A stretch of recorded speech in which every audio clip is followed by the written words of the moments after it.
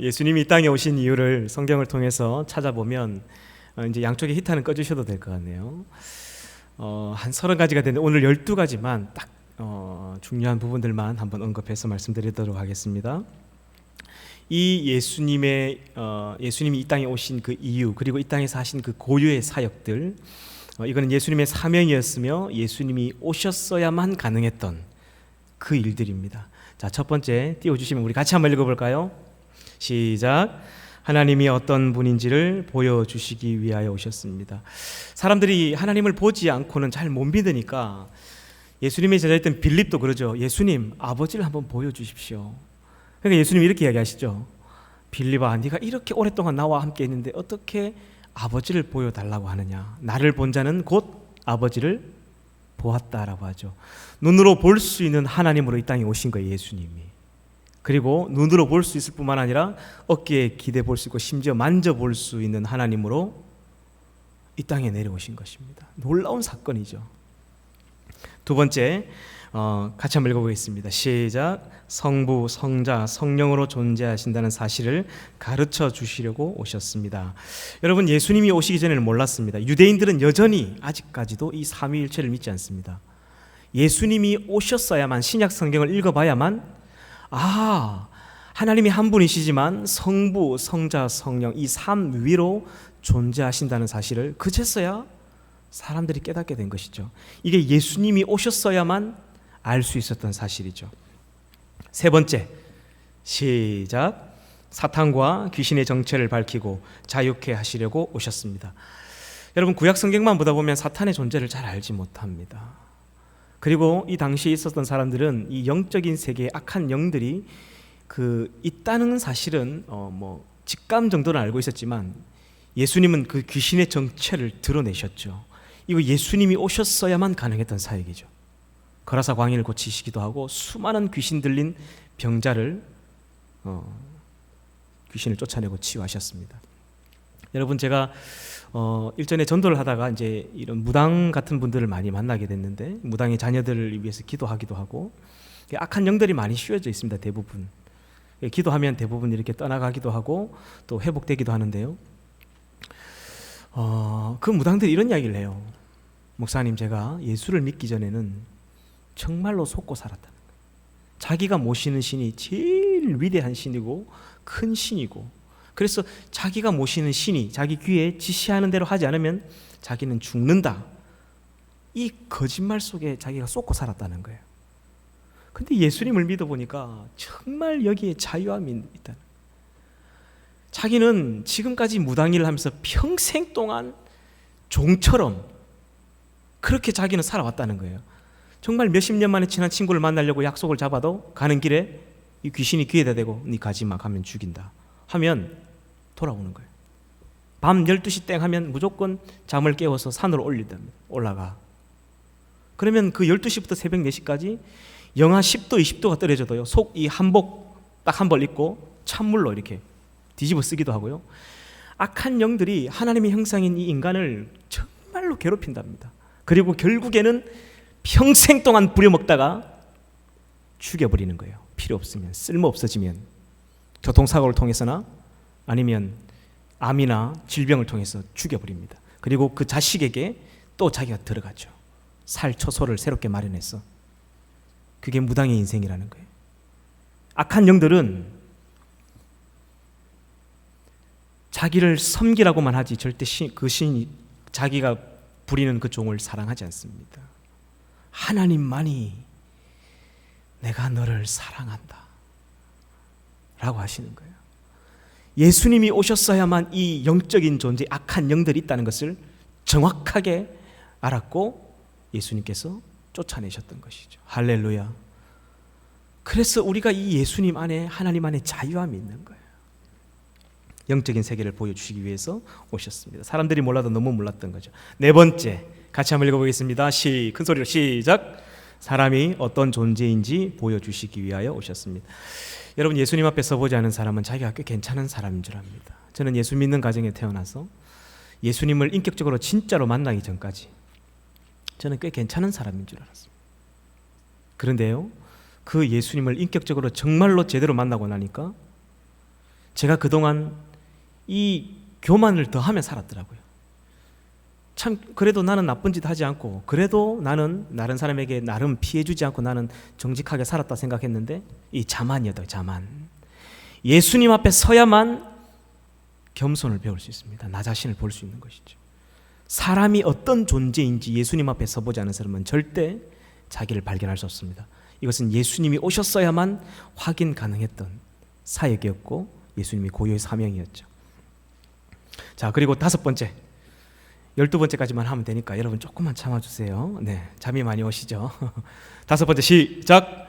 죽음 이후에 심판이 있고 천국과 지옥이 있다는 사실을 보여주시기 위하여 오셨습니다. 예수님 이전에는 몰랐습니다. 죽으면 그냥 음부로 가는 줄만 알았습니다. 그러나 한 번 죽는 것은 사람에게 정해진 것이고 그 후에는 심판이 기다리고 있다라는 것을 정확하게 이야기해 주셨죠. 이 당시 헬라 로마 문화 같은 경우에는 끊임없이 다시 환생한다는 거예요. 윤회설. 잘 모르니까 막 심판받는다 하면 막 사람들이 싫어하니까 에이 모르겠다 그냥 다시 살아난다 해라. 불교도 마찬가지죠. 계속 다시 돈다는 거예요. 예수님이 오셔서 이 세상을 창조한 시작이 있고 반드시 끝이 있다는 사실을 가르쳐 주셨습니다. 시작이 있고 끝이 있는 종교죠. 우리가 믿는 종교는. 그리고 돌지 않는다. 한 번 죽는 것은 그 이후엔 심판이 있다는 것을 기억하며 살아야 된다는 것을 이야기하셨습니다. 이 헬라 순환론적 역사관, 동양 윤회적 역사관, 이건 끝이 없는데 이거하고는 정반대입니다. 예수님이 오셨어야만 이 사실을 가르쳐 주셨던 것이죠. 6번째 시작! 왕의 도를 보여주시려 오셨습니다. 여러분, 왕의 도는 여러분 잘 들으세요. 앞으로 지도자의 길을 갈 분들, 또 대통령이 될 분들, 그리고 높은 공직자의 자리에서 높은 자리에 가실 분들은 반드시 예수님의 왕의 도를 배워야 됩니다. 예수님께서 우리에게 보이신 왕의 도는 군림하고 다스리고 억압하는 게 아닙니다. 섬김이죠. 섬김. 성공이 아니라 섬깁니다. 예수님이 우리에게 보여주신 왕의 도는 섬김의 도였습니다. 그래서 교회에서 누가 제일 밑바닥에 있어야 되느냐? 목회자가 제일 밑바닥에 있어야 됩니다. 저 청소 열심히 합니다. 정령부실도 매일 닦고 막 방역도 열심히 합니다. 제가. 여러분들을 섬기는 종으로 하나님 저를 여기 세우셨습니다. 절대 여러분 머리 위에서 군림하고 싶은 생각은 1도 없습니다. 청년부는 제 것이 아닙니다. 하나님 것이죠. 네. 그래서 정말 진정한 왕의 도가 무엇이냐? 백성을 하늘처럼 섬기는 이 왕의 도를 예수님께서 몸소 보여주시고 가르쳐주셨습니다. 7번째 시작! 비진리와 얽혀있는 세상에 불을 던지러 오셨습니다. 여러분, 예수님께서는 화평만을 전하러 온 게 아니에요. 내가 믿지 않는 그들에게는 비진리에는 불을 던지러 왔다는 말씀을 하시죠. 한번 찾아볼까요? 누가복음 12장 49절에서 53절입니다. 한번 띄워주시겠습니까? 같이 한번 읽어볼까요? 시작! 내가 불을 땅에 던지러 왔노니 이 불이 이미 붙었으면 내가 무엇을 원하리요? 51절 내가 세상에 화평을 주려고 온 줄로 아느냐? 내가 너에게 이르노니 아니라 도리어 분쟁하게 하려 함이로라. 53절 시작! 아버지와 아들이, 딸이 어머니와 예. 아멘. 예. 제가 원래 이게 사람의 이게 성향이 그래요. 마이크 소리로 스피커에 크게 소리가 나면 사람은 이 청개구리 기질이 있어서 입으로 안 한대요. 찬양 소리가 커질수록 스피커의 헤르츠가 올라갈수록 찬양을 더 안 한대요. 정말 맞는 것 같습니다. 여러분 옛날에 교회 그 스피커도 없고 그냥 막 강대상 예수님 찬양 이렇게 찬양할 때는 막 본당이 막 떠들썩했는데 요즘에는 스피커가 찬양하는 것 같아요. 스피커로만 찬양하는 것 같아요. 여러분의 입술로 찬양하는 게 중요합니다. 여러분의 입술로 말씀을 고백하는 것도 중요하고. 다시 한번 더 해볼게요. 53절만 한번 더 띄워주시겠습니까? 53절 중요합니다. 시작! 아버지와 아들이, 딸이 어머니와, 며느리가 시어머니와 진리 때문에 분쟁하리라 하시니라. 네. 아무튼 살아있는 예수님의 말씀이 선포되면요 분쟁이 일어나게 되어 있습니다. 예수 믿지 않는 가정에서 한 사람이 예수를 딱 믿는 순간 그때부터 그 집안은 풍지박산이 나게 되어 있습니다. 왜? 이 비진리와 진리는 공존할 수 없어요. 이 스파크가 튀듯이 싸움이 일어납니다. 여러분 그런 스토리 많이 들어보셨죠? 예수 믿지 않는 그 대대로 불신인 가정에서 태어나서 예수를 믿었다는 이유로 완전히 문전박대를 당하고 그렇게 한평생을 살아온 이런 사람들 이야기는 여러분 많이 들어보셨을 겁니다. 내가 화평만을 전하러 온 것이 아니라 불을 던지러 왔다. 예수님이 오셔서 하셨던 일들 중에 아주 중요한 사역 중에 하나였죠. 그래서 이 진리와 비진리가 싸워서 진리가 드러나도록 예수님이 하셨던 중요한 사역입니다. 여덟 번째 같이 한번 읽어보겠습니다. 시작. 하나님과 우리 사이를 화목해 하시려고 오셨습니다. 이건 우리가 너무나 잘 아는 이야기죠. 화목제물이 되셔서 하나님과 우리를 화해시키러 오신 거예요. 우리를 죄에서 구원하여 하나님께로 부르시게 오셨고, 여러분 누가복음 15장에 나오는 탕자의 비유는 바로 하나님과 우리에 대한 이야기입니다. 우리를 그렇게 기다리고 계시는 아버지가 그 탕자의 아버지이죠. 죄에 팔린 자기 백성을 자기 피로 사서, 금이나 은으로 산 게 아니죠. 자기 피로 사서 하나님께 다시금 돌리시기 위해서, 화목해 하시기 위해서 예수님 오셨습니다. 아홉 번째, 시작. 예수님이 만약 2000년 전 이 땅에 오시지 않았다면 제가 생각할 때, 이건 제 개인적인 생각입니다만, 인류의 역사는 끝이 났을 겁니다. 여러분 구약 성경을 근 100번 가까이 읽어봤지만 아무런 소망이 없어요. 더 이상 1000년을 하루같이 하나님이 사랑하셨지만 이 인간에게 돌아온 건 상처와 배신뿐이죠. 만약 2000년 전 예수님이 이 땅에 오시지 않았다면 반드시 인류의 역사는 그날로 끝이 났을 겁니다. 그러나 하나님께서 그 말라기 이후에 신약 성경이 시작되는 그 400년의 기간 동안 고민과 갈등 속에 하나님 결국 예수님을 이 땅에 보내주셨고, 그로 말미암아 지금까지 2020년 12월 6일 오늘까지 역사는 계속되고 있는 것입니다. 저는 그렇게 확신합니다. 예수님이 오셔서 지금도 그리고 내일도 시간이 흘러가는 거예요. 열 번째입니다. 열 번째, 시작. 예수님께서는 세상의 철학과 종교를 폐하려 오셨습니다. 여러분 철학과 종교가 존재하는 이유는 예수님을 만나지 못했기 때문입니다. 그 철학과 그 많은 종교들이 궁극적으로 찾는 건 뭐냐면 진리죠, 진리. 그래서 예수님을 바로 만나면 이런 철학과 종교는 완전히 끝이 납니다. 여러분 세상의 종교를 한번 가만히 생각해 보세요. 세상의 종교는 그 종교 안에 진리가 없어요. 그래서 그 진리를 찾아가는 구도자적 종교라고 말하죠. 진리가 없기 때문에 도를 닦아야 되는 겁니다. 막 3000배를 하고 막 108배를 하면서 그 진리를 찾기 위해서 피나는 고난을 겪어야 됩니다. 근데 우리가 믿는 하나님은 완전히 반대죠. 우리는 우리 안에 진리가 있어요. 이미 처음부터. 그래서 우리는 이 진리를 어떻게 하죠? 주 예수를 믿으라 선포하는 전도 종교입니다. 완전히 다른 거예요. 세상의 종교는 진리가 없기 때문에 찾아가는 구도자적 종교라면 예수 그리스도, 우리가 믿는 하나님은 진리가 있기 때문에 선포하는 선포 종교요, 전도 종교인 거예요. 이거 완전히 극과 극인 거죠. 세상의 철학과 종교가 존재하는 이유는 결국에는 예수님을 만나지 못했기 때문입니다. 이 철학과 종교를 완전히 끝장내시기 위해서 예수님이 이 땅에 오셨던 것입니다. 자, 아홉 번째, 죄송합니다. 11번째, 시작. 성경에 대한 오해를 바로 잡아주시려고 오셨습니다. 여러분 성경에 대한 당시에 수많은 해석집들이 난무했습니다.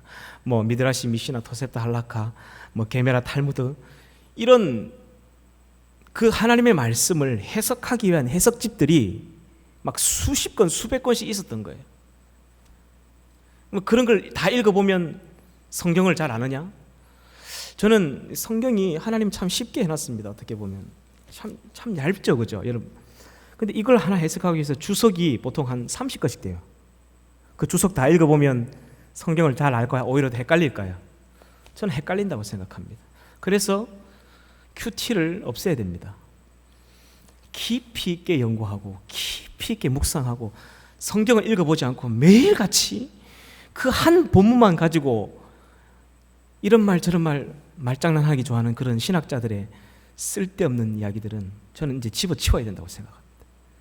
빨리 읽어봐야 되죠. 하나님 이걸 우리에게 주신 것은 너 평생 이거 연구하라고 주신 게 절대 아닙니다. 빨리 읽고 실천하라고 주신 것이죠. 여러분 믿으십니까?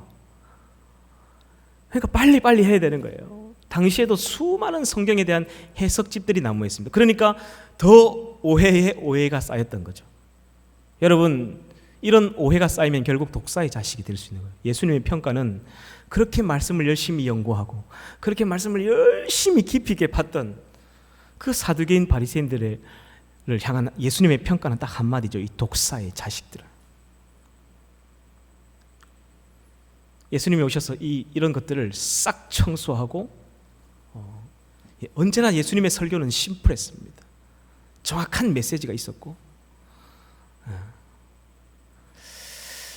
그리고 당시에 많은 율법들에 대한 오해가 많았죠. 이 율법을 이용해서 그 유대인들의 입맛에 맞게 자기들의 입맛에 맞춰서 그 율법을 오용한 것도 있었습니다. 그래서 예수님께서는 이 율법을 폐하러 오신 게 아니라 율법을 완성하러 오셨다라고 본인이 말씀하셨습니다. 여러분 우리는 예전에는 구약 성경이 필요하지 않다. 이제는 신약 시대가 시작했기 때문에 말도 되지 않는 소리입니다. 율법도 은혜입니다. 신약의 복음도 은혜이고요. 예수님께서는 그 율법을 없애러 오신 게 아니에요. 그 율법을 완전하게. 여러분 예수님이 오셔서 이 율법을 더 강화한 것도 있죠. 간음에 대한 부분입니다. 음란에 대한 부분은 예수님께서 훨씬 더 강하게 이야기했습니다. 당시 유대인들이 이 조항을 가지고 자기 입맛대로 마음대로 결혼했다가 이혼했다가 결혼했다가 이혼했다가 왜 모세가 증서만 써주면 괜찮다라는 거예요. 너 그 간음이다. 예수님이 지적하셨죠. 지나가는 여인을 보고 음욕을 품는 것만도 너 죄다. 훨씬 더 율법을 강하게 이야기하셨습니다. 이건 예수님이 오셨어야만 가능했던 일이고 예수님의 고유의 사역이었죠. 예수님이 이 땅에 오신 이유 중에 하나입니다. 12번째 같이 한번 읽어볼까요? 이방인의 빛으로 오셨습니다.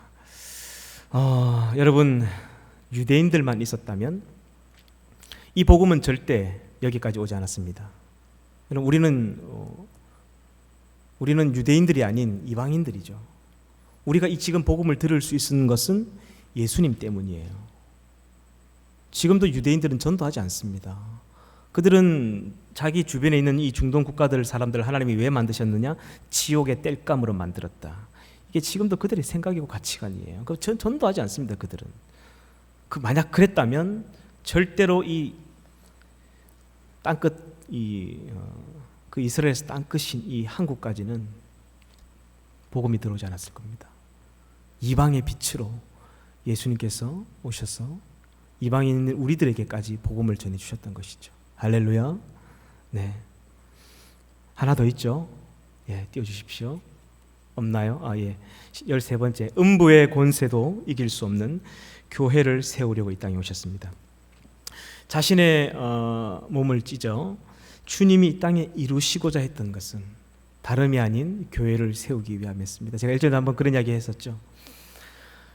하나님께서 이 세상을 창조하시고 그때로부터 지금까지 그 수많은 죄와 많은 악함을 보면서도 하나님께서 참고 참으시고 그리고 이 백성의 죄를 용서하기 위해 예수님을 이 땅에 보내셔서 그 아들의 몸을 찢어 그 피로써 이 땅에 이루시고자 했던 하나님의 궁극적인 꿈이 무엇이냐?